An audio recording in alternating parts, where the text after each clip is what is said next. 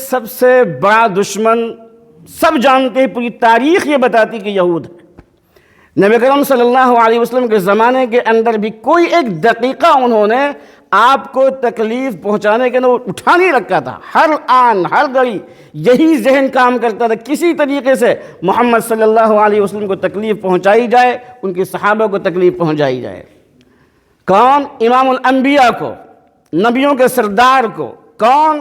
جو بعد از خدا بزرگ تو یہ قصہ مختصر والا معاملہ ہے کہ اللہ کے بعد اگر کسی کا مقام ہے تو آقا انعامدار احمد مجتبیٰ محمد مصطفیٰ صلی اللہ علیہ وسلم کا مقام ہے۔ وہ یہودی شرارتاً آپ کی خدمت میں آتا ہے، مہمان ہوتا ہے آپ کا، اور آپ کو تکلیف پہنچانے کے لیے آپ کے بستر پہ غلاظت کر دیتا ہے۔ کس کے بستر پر؟ امام الانبیاء کے بستر پہ غلاظت کر دیتا ہے۔ تصور کیجئے آپ ذرا سا، تنہائی میں بیٹھ کے تصور کیجئے اس کا۔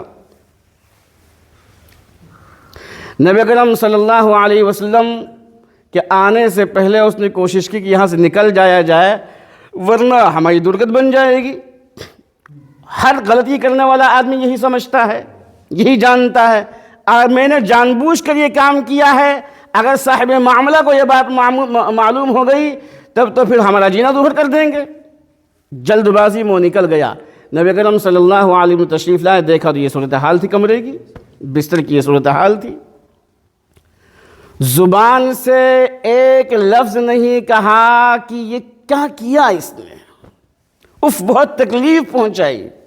اتنا تو آپ کہہ سکتے تھے، گالی دینا، جھڑکنا، الٹے سیدھے الفاظ کہنے تو بہت دور کی بات، اف بہت تکلیف دی مجھے، ایک لفظ آپ کی زبان سے نہیں نکلا۔ بستر کو اٹھایا، آپ دھونے لے گئے۔ صحابی کہتے ہیں کہ میں دوڑا کہ میں اپنے ہاتھ سے یہ کام کروں، آقا یہ کام نہ کریں۔ آپ نے فرمایا جی نہیں، میرا مہمان تھا، مجھے یہ کام کرنا چاہیے تھا۔ اب وہ شخص اپنی تلوار بھول گیا تھا، تلوار قیمتی تھی، دوڑا ہوا واپس آیا کہ تلوار لے لو۔ اللہ کے رسول صلی اللہ علیہ وسلم ہاتھوں سے دھل رہے ہیں، اس کو پانی کو ڈال رہے ہیں۔ اس نے دیکھا دور سے، آپ کی نظر میں کیسے آیا بھائی، کیا بات ہے؟ اس وقت بھی آپ نے نہیں فرمایا تم نے مجھے تکلیف دی، بڑے پریشان کیا، میں نے تم کو گھر میں رکھا تھا، میں نے جو ہے سونے کا انتظام کیا تھا، کھانے کا انتظام کیا، تم کو ایسا نہیں کرنا چاہیے تھا۔ ایک لفظ آپ نے نہیں فرمایا۔ کیسے آئے؟ کیسے آئے؟ تو اس نے کہا کہ میں اپنی تلوار بھول گیا۔ ہاں وہ رکھی ہوئی ہے، اس کو اٹھا لو۔ لے لیا اس نے، اور وہ وہاں سے نکلا۔ تھوڑی دور جانے کے بعد واپس آیا اور کہا کہ اب میں کلمہ پڑھنے کے لیے آیا ہوں آپ کی خدمت میں۔